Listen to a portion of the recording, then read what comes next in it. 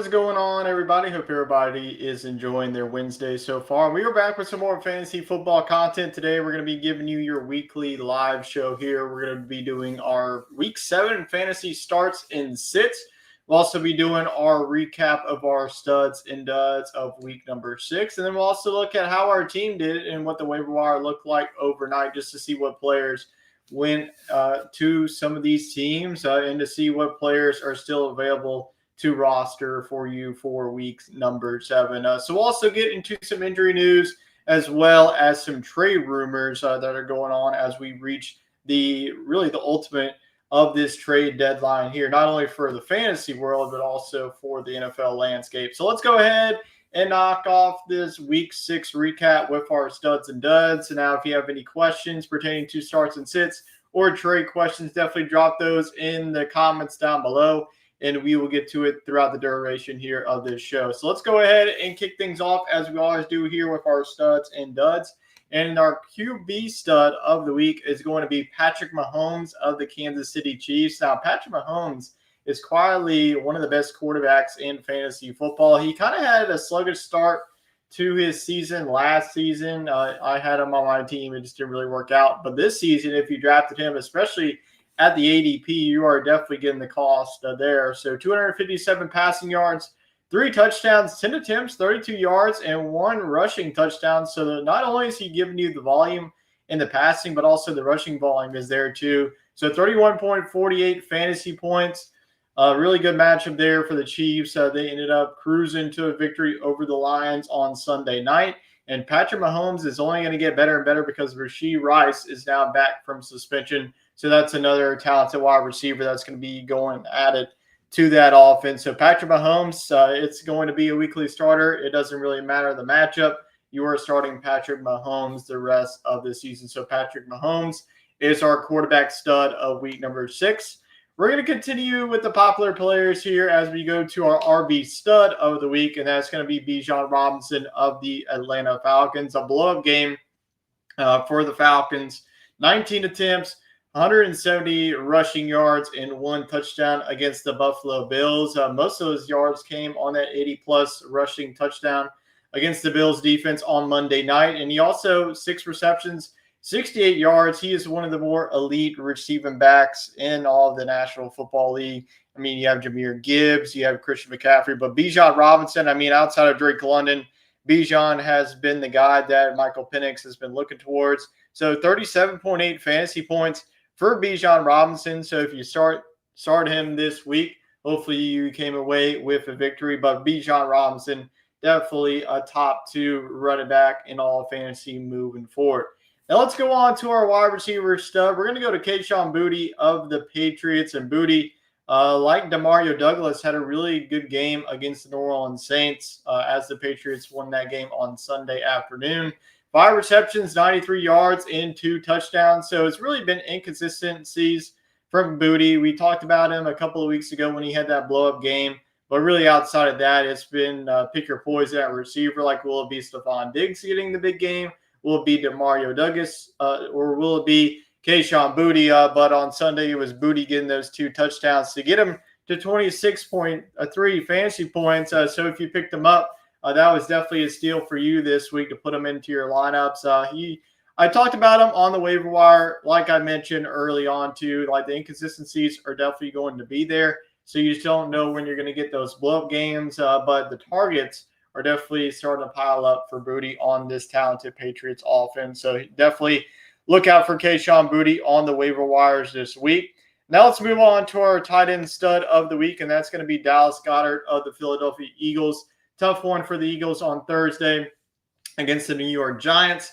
9 receptions, 110 yards, and 1 touchdown. So especially if you're looking for some consistency at the tight end position, Dallas Goedert was able to provide that. Goddard does have a good matchup against the Minnesota Vikings. The Vikings, one of the more bottom defenses against the tight end. So if you're looking for a tight end to stream off of the waiver wire, or if you have Dallas Goedert just sitting on your bench, I would put in Dallas Goedert into your lineups here in week number 7. But really good performance, even in the loss against the Giants on Thursday. So Dallas Goedert earns our tight end stud of the week. So those are our studs of the week for week number 6. Now let's go on to our duds. Our quarterback dud will be Bo Nix of the Denver Broncos. Now this was just a weird and wacky environment. It was an overseas game against the New York Jets. I mean, the Jets put up 11. Bo Nix and the Broncos put up 14.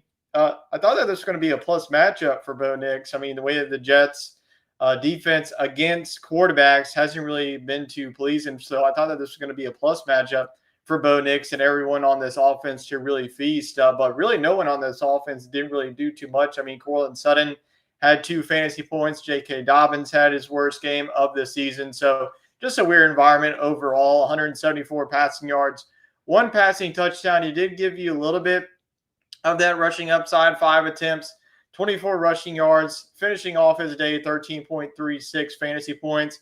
I think that you don't really need to worry about Bo Nix. I mean, he has had most of these games in some of these weeks, but he does have a nice matchup against the New York Giants this week. So if you do need Bo Nix to start, if you don't have any other options, both on your bench and the waiver wire, I would definitely look towards Bo Nix. I look for a bounce back for this team because I don't think that they're going to have this bad performance once again. Now let's go on to the RB dud, Kenneth Walker. Now we definitely need to talk about the Seahawks backfield because we got a report today that the split backfield is going to continue between Zach Charbonnet and Kenneth Walker. So if you have Kenneth Walker, definitely at this point, if you can sell him for really anything, I just don't know if Kenneth Walker is really going to provide the value that he had, specifically when you drafted him, because, you know, he went in those middle rounds around talented guys that are overproducing his talent this season. But 10 attempts, 34 rushing yards, only 1 reception and 3 yards. So it's not like he's giving you that receiving upside that he did last season.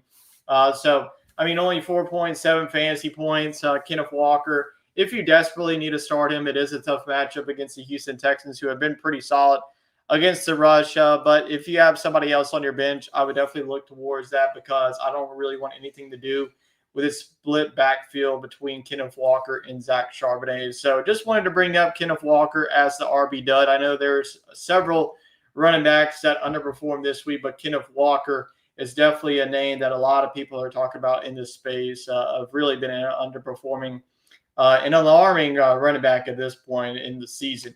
Now let's move on to our wide receiver dud. That's going to be Keenan Allen, and you're starting to see a trend of Keenan Allen. You know, early in the season, everybody was talking about, like, could it be the wide receiver 1 for this Chargers offense? You know, you have no Quinn Johnson this week, and you saw a heavy dose of Lad McConkey. McConkey had one of his best games of the season so far. Keenan Allen, 4 receptions, 27 yards. I say it's a dub because it was a really good matchup against a very bad Miami Dolphins secondary, where, like I mentioned, you saw a lot of Lad McConkey. Keenan Allen only got 4 receptions and 27 yards, only to get him to 6.7 fantasy points. I thought about going Rome Odunze, but if it wasn't for that 1 penalty against Odunze on that long touchdown that he had taken back, Odunze would have had like a 20-plus point fantasy outing in week number 6. But Keenan Allen is our week 6 dud for the wide receiver. And now our tight end dud is Juwan Johnson of the Saints. Now, I know in one of my leagues, I already dropped him. I don't know if everybody's going to have that same precedent. But looking at the Saints, especially at the tight end, with Taysom Hill back, with Foster Moreau back, I mean, Juwan Johnson, you know, his target share has definitely decreased with those guys back. So Juwan Johnson, there's plenty of talented tight ends. You know, you could go get Mason Taylor, go get Harold Fannin. So those would be like 2 rookies that I would want at this point, you know, against Juwan Johnson. But Juwan Johnson in the loss against the Patriots, only 2 receptions, 15 yards. So the target share has definitely decreased. Like I mentioned with those guys back, and with Chris Olave getting more targets the weeks in, weeks on. So only 1.5 fantasy points. That's exactly not what you're looking for. Juwan Johnson was good to us early in the season. Now I think he's going to start to fade off, and I think at this point you could definitely drop him for either another viable tight end or a running back or wide receiver at this point in the season. So that is our studs and duds.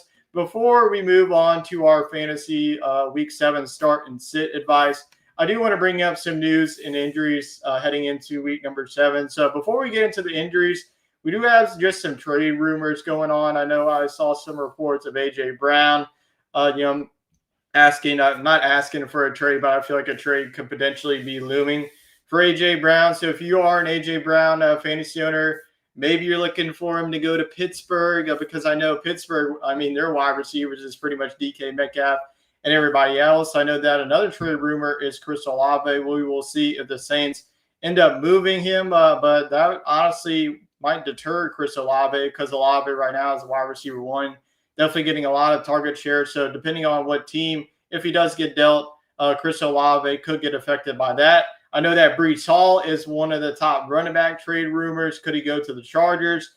Could he go to the Chiefs? I think that realistically at this point, we're just hoping for anybody to do him because, I mean, the New York Jets offense is pretty bad because Justin Fields has been horrendous. I know Justin Fields, like in the past couple of weeks, he's put up 25-plus fantasy points. But in this past week against the Broncos, I mean, he only had 58 passing yards to only get him to 4, total points on the week. So those are just some trade rumors. Now we will go to the injuries. I'm going to start off on the good news here. A lot of guys could potentially be coming back. George Kittle for the San Francisco 49ers could be coming back. Just going on to the San Francisco 49ers, Juwan Jennings actually said after Sunday's game that he's actually playing with 5 broken ribs. So we will see if he plays or not this week. I mean, he was able to play even during that. We could get Ricky Pearsall back, but just keep in mind of the injury reports throughout the duration of the week. Like I mentioned, we could get Brock Purdy. So we really could see a healthy San Francisco 49ers offense against the Atlanta Falcons on Sunday night. So those are just some of injuries. Keep that on the West Coast. We'll stay on the West Coast for the injuries. Puka Nacua more than likely won't be playing this week. So Devontae Adams is going to slide into that wide receiver 1. But who's going to slide into that wide receiver 2 role? Will it be Jordan Whittington?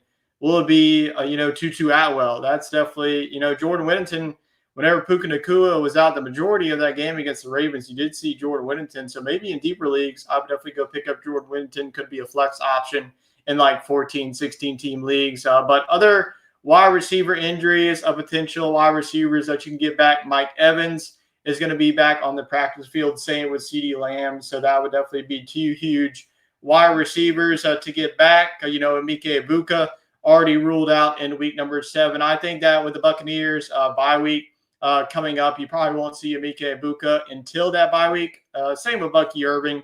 I don't think they're going to see either Bucky Irving or Emeka Egbuka. So Tampa Bay has been dealing with a lot of injuries. So if Mike Evans does return, even if he doesn't return, I think that Sterling Shepard, Tez Johnson, even Cade Otton would definitely be some players to look at to get into your starting lineup in week number 7. So those are just the major injuries that we're heading into week number 7. Garrett Wilson is going to be out this week. Marvin Harrison, he suffered concussion. We'll see if he plays or not. If he doesn't, then I would fire up Zay Jones in deeper leagues. Could be your flex. Could even be your wide receiver 2 in deeper league format. So those are just some news and injuries to keep in mind on as we head into week number 7. Now, let's turn our attention here to week number 7 with our annual week 7 fantasy starts and sits. So as always with the starts, I give you 2 quarterbacks, 2 running backs, 2 wide receivers, and 2 tight ends, and I'll give you 1 of each for this sit. So like I mentioned at the top of the show, if you have any start sit questions or trade questions, you could relieve those in the comments, and I will get to that as soon as possible. So let's go ahead and knock out our week 7 fantasy starts and sits, starting with the starts of the week. And we're going to go to the quarterback position, and we're going to ride with the hot hand of Drake May for the New England Patriots. Now, Drake May has quietly cemented himself as being a top 10 fantasy quarterback rest of season. I've even seen some fantasy experts put him into the top 5. Could definitely see that as well. But looking at the matchup against the Tennessee Titans, definitely a good one. I mean, the Tennessee Titans offense has been horrendous most of the season. They just fired Brian Callahan, but the defense hasn't really been too much better. I mean, this is a defense that's given up 17-plus fantasy points to 2 quarterbacks since week 2. But with Drake May, not only does he give you that elite passing volume, but he gives you some of that rushing volume. It's not like what you're going to get with like the Lamar Jacksons and Jalen Hurts of the world, but it's definitely there to add on the points. And looking at his projected total points, 19.8, wouldn't be shocked at all if he rises over that because he has consistently been putting up over 20 fantasy points and even some tough matchups on paper. I mean, the Bills defense and the Saints defense, but his projected passing yards is at 236.6. His passing touchdowns is at 1.6. So I could definitely see him even go over these numbers, but I would feel very confident about Drake May. He is definitely a must start against the Tennessee Titans defense. Now let's move on to the next quarterback. That's going to be Caleb Williams of the Chicago Bears. Now, Williams coming off of a game where he's put up another 20-point outing. He was able to save his day with that 1 yard rushing touchdown, but really outside of week 1 and week number 2, you haven't really seen much rushing capabilities with Caleb Williams. But that could definitely come in week number 7 against New Orleans Saints, a defense that have allowed 4 quarterbacks to score at least 18 fantasy points this season. So the Saints defense, I mean, we just saw what Drake May was able to do with his wide receivers. I could definitely see a bounce back with Rome Odunze here. But Caleb Williams, he could get 2 passing touchdowns along with those rushing yards to get him over that 20-point mark. So his projected total points right now is at 18.5. Another quarterback that I could see a rise over these numbers. Passing yards is at 222.3. Passing touchdowns is at 1.6. So just looking at the matchup, I think it's very enticing. I think that the Bears, don't want to say could have run away with this one, but the way that this defense has been playing, paired with the offense, this could be a matchup in heaven for Caleb Williams and the rest of this offense to really have a good day. Before we get into the running backs, we do have a question coming in here from Jason. Will you trade Ladd, Jacoby Myers-Swift for his Nico Harrison? My RBs are Barkley, Kyron, Javonte with White, Rico spot starts. Wide receivers are London, Sutton, Evans, Terry. If it helps, I never started Myers. Yeah, I'm pretty much out on Jacoby Myers. I have Jacoby Myers in one of my leagues, and you really thought that Jacoby Myers would step into the wide receiver 1 role. So if you do want, you are giving up, the better running backs, but you have Saquon, Kyron, and Javonte. You really don't need DeAndre Swift at this point. So I would just go for the best player in this deal, and that's Nico Collins. Marvin Harrison is going to be inconsistent, but he's definitely going to get the volume there, especially if Kyler Murray doesn't play. You saw the connection there. So, yes, I would do this deal just to get the better wide receivers in this trade because Jacoby Myers hasn't really been anything. Ladd McConkey has one good week. We will see if that continues, but, yes, I would do this deal. Now let's move on to our RB starts of the week. First one up is going to be Quinshon Judkins of the Cleveland Browns. Now, if you have a running back going up against the Miami Dolphins, you start him because he's going to have a blow-up game. I think a lot of people who have Quinshon Judkins is saying, I don't know, he's just coming off of a dud game. But this is going to be a matchup where he completely explodes against the Dolphins. 5 running backs so far this season have scored more than 16-plus fantasy points. So looking at all of his projected totals, I could definitely see him climb both in the rushing department and the receiving department. Well, I think he's definitely going to get a lot of receiving volume against the Dolphins defense that has not been good whatsoever. I know they're able to come back in that game in week number 6 against the Chargers, but I do expect this Cleveland Browns offense as a whole to bounce back here, whether that's Harold Fannin, Quinshon Judkins. I expect Judkins to easily get over 20-plus fantasy points and have a bounce-back game after a dud performance in week number 6. So fire up Quinshon Judkins and don't even turn around. Don't even have second thoughts on this. This is a pretty easy start this week. Now let's move on to our next running back, a running back coming off of the bye week. That is Jordan Mason of the Minnesota Vikings. You still have Aaron Jones on the injured reserve, so you are firing up Jordan Mason into your starting lineups. I know the matchup on paper is pretty tough. You would say like the Eagles defense has been solid, especially their front 7. But just look what Cam Scatterbo did on Thursday night. I mean, he had 2 touchdowns, over 100 yards of rushing. So, Jordan Mason has been the bell cow running back. So I wouldn't be shocked if he, doesn't really do what Cam Scatterbo does, but he could get you a rushing touchdown, and the rushing volume is definitely there to have a big day on Sunday. And the Eagles have given up 15-plus fantasy points to top 5 running backs, to 5 running backs, excuse me. So the Eagles defense against the run is definitely gettable. So if you need Jordan Mason to be a flex for you, even RB2, I would definitely feel confident in starting Jordan Mason this week. Now let's move on to our pass catchers, and we are going to go for Devontae Adams of the Los Angeles Rams. Like I was mentioning when we were talking about the injuries, you're going to have no Puka Nacua Now, it is going to be a weird environment. You are going to London, and there are 2 London games so far have been complete lower scoring games, but there's the way that this Rams offense has been operating. I know they only put up 17 points against the Ravens, but I do expect to bounce back as a whole against the Jacksonville Jaguars defense that has been stingy, but they also allow the most points per game in fantasy to perimeter wide receivers. And I just think that Devontae Adams, he's going to be the guy now that Matthew Stafford is going to be looking at. Like I mentioned, you will have Jordan Whittington and Tutu Atwell getting more involved as they usually do. You'll probably see Tyler Higbee get involved too. But looking at his projected total, 17.1.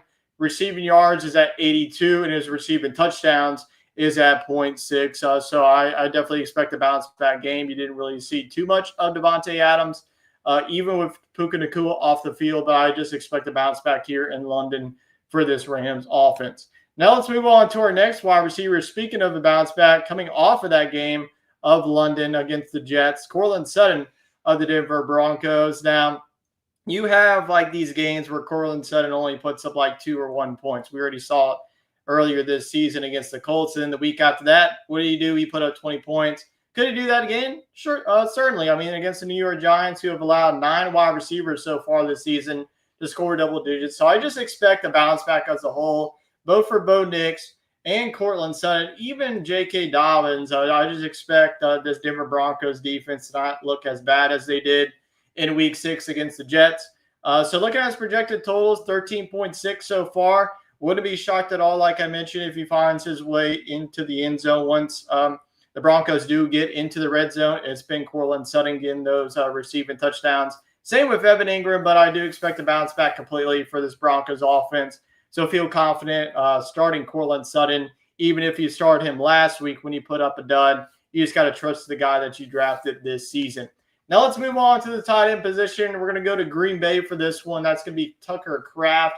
A nice matchup against the Arizona Cardinals. This is a defense that allowed 4 players to score 12-plus fantasy points this season. So the Cardinals defense has been gettable for the tight end position. And Tucker Kraft coming off of a solid game in week number 6. And looking at his projections, 51.4 receiving yards, 0.4 receiving touchdowns. He's really been one of the more consistent tight ends who can score those touchdowns. I know there's a lot of mouths to feed. You know, you got Josh Jacobs coming out of backfield. You got Romeo Doubs, and as well as Matthew Golden, the rookie receiver. So there are a lot of mouths to feed, but Tucker Kraft has really been consistent in the tight end spot for the Packers. So firing up Tucker Kraft in this solid matchup against the Arizona Cardinals. You don't even know if you're going to have Marvin Harrison on the other side or Kyler Murray. So this could be a Cardinals offense that is trailing most of the game. The next tight end that we're firing up is going to be a rookie tight end, Harold Fannin Jr. of the Cleveland Browns. Now, injury news to this one. David Njoku might not even play in this one. Even if he doesn't, Harold Fannin has been the featured tight end, especially with the rookie quarterback and Dylan Gabriel. So Fannin, once again, we're going after the Dolphins. They have allowed 4 tight ends to score double digits so far here in 2025. So if you really need a streaming tight end, if you have like a tight end on bye, say if you have Dalton Kincaid, or just looking for a tight end to give you some valuable points, to give you that win in week number 7, I would go for Harold Fannin Jr. Looking at his projections, I think that he could easily crush all this. And if he finds the touchdown, which he hasn't really found yet, it's been a lot of receiving yardage, a lot of receptions and targets. If he gets a touchdown, he could easily have a 20-plus fantasy outing. So fire up Harold Fannin this week against a Dolphins defense that's given up a ton of points and a ton of yards, not only to the running back, but also to the tight end position too. So that is our starts of the week. Now let's go on to our sits of the week. Just because we have them on our sits of the week, I mean, if you have other players, sure, you could sit them. But if you really don't have anybody else, then you just have to fire up these players and hope that things go, a different direction. But the first one, we actually had Sam Darnold as one of our starts last week. Now we have him as the sit. I just think that it's going to be a very low-scoring game on Monday night between the Seattle Seahawks and the Houston Texans, 2 talented defenses going at each other. So it's not much of the reason why that I have him here. I just think it's going to be a tough matchup and a tough game environment on Monday night for both offenses. Obviously, you're starting JSN on the Seattle Seahawks side, but really outside of that, who would you trust to start on this Seahawks offense. But the Houston Texans have given up fewer than 14 fantasy points to the quarterback position this week. So just a tough matchup, like I mentioned. So, I mean, if you have CJ Stroud, I mean, you're not even thinking of starting him this week. But I just expect this one to be a defensive battle late Monday night, because if you're like on the Eastern time, this game won't start till like 10 o'clock. If you're on the Central time, this game won't even start. So this is going to be a late one. So if you are looking for Sam Darnold to give you some points, I would look for a different quarterback. I wouldn't go with Jackson Dart either. I know that he gives you that rushing upside, but it's a tough matchup against the Denver Broncos. Now let's move on to the running back position. That's going to be Travis Etienne of the Jacksonville Jaguars. Another tough matchup going up against a solid Rams defensive front seven. Now I know that you're going to bring up, well, Derrick Henry just put up 100 rushing yards. Well, Travis Etienne ain't no Derrick Henry. They allow the third fewest points to the running back position this season. So if you have somebody, either a viable wide receiver or running back on your bench, I would look towards, somebody else outside of Travis Etienne. When we look at these sits, it's more matchup based, not really player based of what they could do in this offense. So look somewhere else other than Travis Etienne for the week. Now let's move on to our next wide receiver. We just talked about him in a trade question. That's going to be Jacoby Myers of the Las Vegas Raiders. Myers, to be honest with you, has been one of the more disappointing wide receivers in all of fantasy so far. You mean, you don't even have Brock Bowers in this offense. Like, the guys that have stepped up so far has been Trey Tucker and Michael Mayer. And Jacoby Myers, you would think, would be the wide receiver one for this offense. Has really panned out. So if anything, if you have anybody on your bench, get Jacoby Myers out of your lineup. A matchup, that's another tough one against the Kansas City Chiefs. Allowed just one wide receiver so far to score more than 14.4 points. I don't really expect the Raiders to get into the end zone much in this game. The Chiefs really shut down a talented Lions offense last week. I expect the same against the Raiders offense. Has really been struggling over the last couple of weeks. Even the season, too. I mean, Geno Smith has been awful in some weeks. So Jacoby Myers is the sit for me. Now let's move on to the tight end position. That's going to be TJ Hockenson of the Minnesota Vikings going up against the Philadelphia Eagles. I know we talked about the Eagles, that they are gettable against the rush. The pass, that's a different story, as they have only given out double digits to just 2 tight ends on the season. So, I mean, I know that TJ Hockenson, the way that you drafted him, I mean, he was going after the earlier guys, like he was the next tight end to go after George Kittle. So where you got him, I mean, the output has really been disappointing. I know that you really had 2 quarterbacks. You've dealt with Carson Wentz. You've had a few games with J.J. McCarthy. So even with both of those quarterbacks, I mean, TJ Hockenson has been one of the more inconsistent tight ends in all fantasy this season. So if you have another tight end on your bench, like I mentioned, I would rather start Harold Fannin or even Mason Taylor this week. So those are our fantasy starts and sits. I don't know what you're asking here. I guess you Olave or A.J. Brown. I would start Olave for sure in the matchup. I mean, A.J. Brown, I mean, that's one of the more inconsistent wide receivers. I would rather start Chris Olave, who has that guaranteed passing volume. And Spencer Rattler over the past couple of weeks has been looking to him pretty often. And he got that receiving touchdown last week. Could it happen again against the Chicago secondary? That is definitely gettable for sure. So, yes, I would start Chris Olave out of these 2 wide receivers. So that is our Week 7 starts and sits. And now we're going to shift gears and back into our Week 6 recap as we look into our team. So let's go ahead and pull this up. We will go ahead and close out of those starts and sits. And we will get into our Week 6 team recap. So as you see here, pretty dominant win for us. 136.56 to 47.1. We defeat Doge as we move to 4-2. Unfortunately, our opponent moves to 3-3. So looking at the quarterbacks, not too thrilled with both of our quarterbacks, to be honest with you. I mean, Bo Nix, who he started, only had 13.36 in that overseas game against the Jets. I mean, 13-11. You're not really going to get too much fantasy output from any player that you start in that game. Same with Justin Fields, only 4.9 fantasy points. And this is where the matchup was won and lost. Looking at our running backs compared to their running backs, put up a solid 8 between theirs. We had 8 with Saquon, Alvin Kamara 12. To be honest with you, our running back production has definitely been disappointing. I mean, Saquon Barkley, coming off of that historic season, hasn't really had that game where he's like had a blow game. Like Bijan Robinson has consistently put up those games. Jonathan Taylor, Saquon Barkley has really, I don't want to say like in NFL terms, like in real life, but in fantasy terms, he's not really in that top tier of running backs this season. So definitely a disappointment pick for there. Same with Alvin Kamara. The receiving production hasn't been there for him. And to be honest with you, if he doesn't get a touchdown like today, it's okay at this point. Looking at the wide receivers, we crushed them, at least with JSN. JSN alone defeated pretty much the majority of this team, had 30 points. Ibuka did get injured. That's definitely going to be a blow for us. We will have to see how we are going to fix things up heading into week number 7. So Ibuka with injury, only 4.4 fantasy points.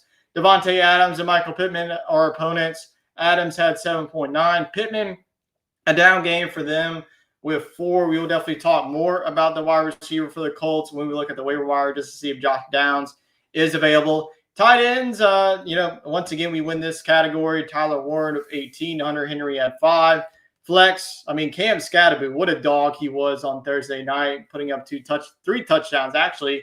Good enough for 31 fantasy points on the week. Breece Hall only added 5. So Breece Hall, though, I do expect to bounce back. Has the Panthers this week, who has been stingy against the run, but had the Bengals. So the matchups are going to be more intriguing for Breece Hall moving forward. So don't give up on him yet. Seahawks, well, they had a bye, and then mine had 12 points, and then the kickers, Jason Myers had 10, and Chase McLaughlin had 6. Looking at the bench, we could have started Brian Thomas over Mike Ibuka, but how was I going to know that he was going to be hurt? Jameson Williams, nice to see him have a good day, 18 points, and then Jared Goff, 16. So overall, we pretty much made all the right choices here in our lineup as we now move to 4-2. We do have some questions, so I want to pause there. Then flex A.J. Brown and Kamani Vidal. I know Vidal has a tougher matchup this week against the Indianapolis Colts. I know that a lot of people are going to – we pretty much had the same situation, right? Like, we got a report last Sunday that Hassan Haskins was going to be the RB1, and then it was Kamani Vidal over the game. And the same thing happened with the Cardinals. Everybody thought that Michael Carter was going to be the RB1. Look what's happened now. Damn Knight has taken over that. So this is a tough one, but I just like the production of Kamani Vidal. It is a tough matchup against the Indianapolis Colts, but I just trust the Chargers offense at this point. So I'll start Vidal over A.J. Brown and the flex. We do have a trade question here. Trade Bucky or Ginty for Javonte. I'm 6-0 and also have Rachaad White. Congratulations to being 6-0 at this point. I would definitely go for Javonte Williams. This is the time to buy him. I think that a lot of people are frustrated with Javonte Williams just coming off of that dud game. But the Cowboys schedule coming up definitely has some enticing matchups. So since you already have Rachaad White, you're going to get some more weeks with him. So, this would definitely be the time to buy Javonte Williams. So, yes, I would do this deal, especially since you're 6-0. You could do that deal. You're pretty much in the driver's seat for the playoffs unless your team comes crashing down and burning there. So congratulations once again for you being 6-0 at this point. So let's just go through some of the rest of the scores, and we'll get to the stand-ins, and then we'll go through what happened overnight in the waiver wire. So 107 to 77. All right, so kind of like our matchup, a low scoring one. You had 140 to 132. Looks like the Birds pulled away there. MDR almost had a 122 to 120, a close one. And look at this, 85 to 64. Golly, that's a lot of defense happening there.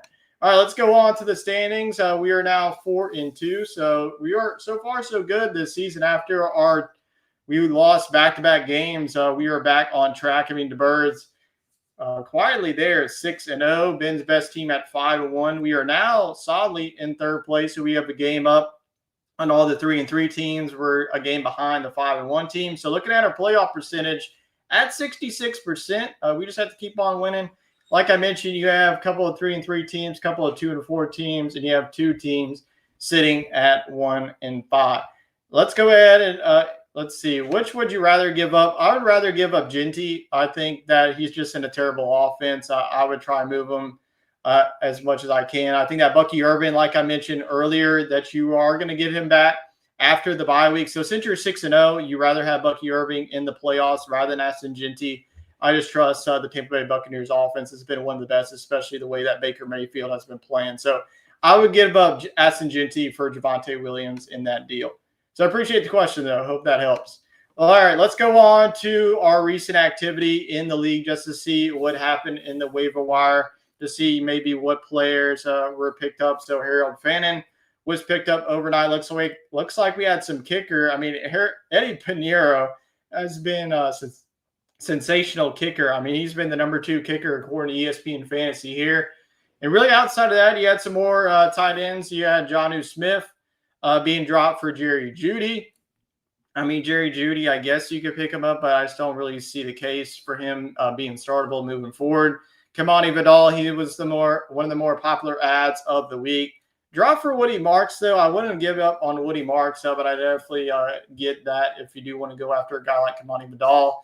I mean, kickers galore. I mean, Chris Boswell dropped for Brandon McManus, and then CJ Stroud dropped for Justin Fields. So that's just some of those. Really the main takeaway there, Harold Fannin and Kamani Vidal was added. So now we need to go to actually, let me go to the waiver wires.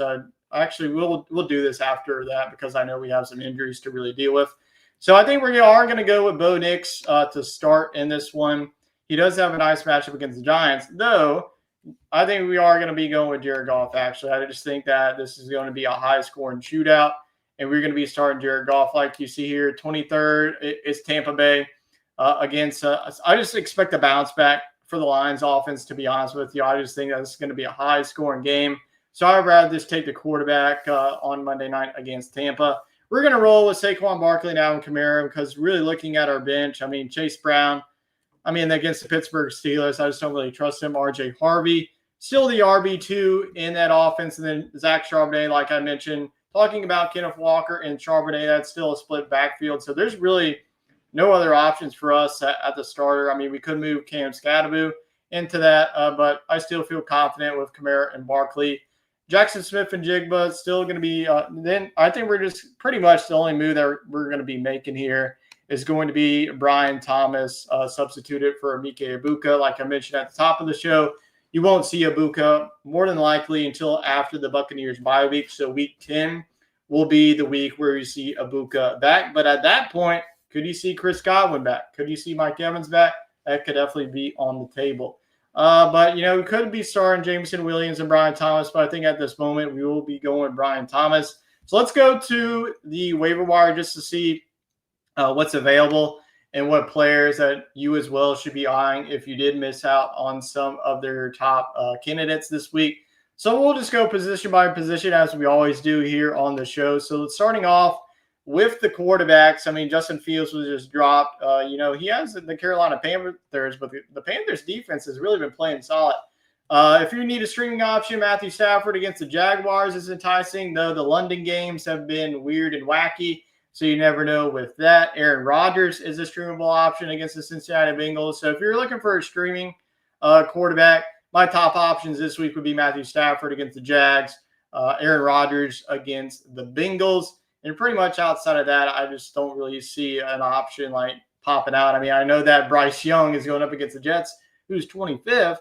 But, I do need to look at Young because I know that the Panthers have really been putting up some points. So Young, even with all those, the way that the Panthers have really been playing, 18 points not bad at all. But if you are looking for some streamable options, I would either go for Matthew Stafford or Aaron Rodgers this week. Those are two solid matchups for those two quarterbacks. Looking at the running backs, like in this option, like if you have Woody Marks available to you, I still wouldn't give up. I know that it's kind of a split backfield at this point between him and Nick Chubb. But, it is a good matchup once again against the Seattle Seahawks defense. The secondary has been getting banged up. But like I mentioned, I just don't think there's going to be a ton of points in that game. Really, outside of that, Tyler Algier, if we do have a Bijan Robinson injury, which I hope we don't at this point, but Algier, even with Bijan Robinson, has been getting some production. And then really outside of that, Tyjae Spears is the only running back that I would touch on this waiver wire. Now let's move on to the wide receiver position. Travis Hunter available, Romeo Doubs. Romeo Doubs would definitely be a top option if you do need a wide receiver. Same with Trey Tucker, but it's a bad offense. You're just going to have inconsistent production. Kendrick Bourne is definitely an option that you could once again start against the Falcons, but just watch the injuries. he would only be enticing in Mac Jones as the starting quarterback because I just don't know if him and Brock Purdy would be on the same page. As well, you would have some of the wide receivers and even your tight end, George Kittle, coming back this week. So Kendrick Bourne, Eve, you just have to look at the injuries. But once again, if we have the same setup as the past 2 weeks, I would start Kendrick Bourne in your flex. Looking at the tight end, I know that Dallas Goedert was available. I would definitely scoop him up if you are needing a tight end to stream and the rest of the season so far. Other tight ends, you can pick up Dalton Kincaid on the bye. He's really been consistent. David Njoku, just watch out for his injury. But if he does play this week, I would pick him up and play him against the Dolphins. I mean, Harold Fannin and him could definitely put up some points. Now let's go on to the defenses just to see what defenses you can stream this week. The Chiefs defense against the Raiders is the top option. The Browns defense, I think potentially you could start him against the Miami Dolphins, but Devon Achane could definitely get a lot of involvement. But if you are looking for a streaming defense, I would look towards the Chiefs defense against the Raiders. All right, so let's see if we do need to add or drop any players. There are some tough options. Looking at our tight end, though, I mean, Tyler Warren. Could we drop him for Dallas Goedert? I just don't think so. I think we're just going to hold on to what we got. I mean, we're pretty close to dropping R.J. Harvey at this point because really looking at his production, if we don't get a J.K. Dobbins injury, he's not really worth too much right now. I mean, he's put up 6 points, and really outside of that, I mean, it's been the J.K. Dobbins show so far this season. We actually do have George Kittle coming off of the IR, so I mean, we could use him as a trade because we already have Tyler Warren, but could definitely be an option where we could just slot George Kittle on the bench and drop somebody like an R.J. Harvey. Or even, I mean, we have Kyrie Fairbairn too, so we really don't even need 2 kickers. Chase McLaughlin, when we picked him up, had a really solid performance. So I think that's exactly what we're going to do here if George Kittle is going to play. But other than that, we are going to be heading into our Week 7 matchup against MDR. Let's go ahead and look at the projections and where this matchup is projected to be headed and where our opponent is at this point this season. So let's go ahead and load up to see who we're going to be going up against, what players are we going to be dealing with. So it is another 4-2 versus 3-3 matchup. We are projected to win this one 122.8 to 112.8. But to be honest with you, projections don't really matter at this point. But Justin Herbert and Jared Goff, looking at his running backs, Josh Jacobs and Rico Dowdle. Rico Dowdle has been a sensational pickup if you're able to pick him up. Back-to-back 30-plus point outings. Chuba Hubbard back on the practice field this week. We will see if he is in. But to be honest with you, if you're the Panthers, how do you not go with Rico Dowdle being your lead running back after what he did in back-to-back weeks? I know it was pretty nice matchups. In those 2 weeks, you had the Dolphins and the Cowboys. It is a tougher matchup against the Jets. But the Jets, I mean, let's be honest with you, they have definitely been gettable in weeks. His wide receivers are Jamar Chase and Jacoby Myers. So Chase, that's going to be, he's going on Thursday night. So, we could be down by 15, 20, who knows? So we will see on that end. He does have TJ Hawkinson. He actually is flexing Evan Ingram, which honestly isn't a bad idea the way that Evan Ingram has been playing. I would have to just see his bench, though. But he has been dealing with some injuries, Amari Hampton and Aaron Jones. So he has definitely been hit with 2 major running back injuries. He has the Broncos defense going up against the Giants and Chris Boswell against the Bengals. So once again, I think this is going to be a close matchup. I'm not expecting to win once again by 90 points. I mean, looking at our opponent's roster last week, it just did not go well for them whatsoever in week number 6. That's just how fantasy football works sometimes. But I appreciate everybody for tuning in to tonight's live show. We will be back next Wednesday night recapping what happened in week number 7, as well as giving you our weekly start, sit, advice, and answering all of your trade questions. So with that, I appreciate everybody for tuning in to tonight's live show, and we will keep up with our fantasy football content during the week, as well as our college football content, as we have a great Week 8 slate coming up in the college football world. So I appreciate everybody for tuning in. Hope you enjoy the rest of your evening and week, and I'll see you back here next time.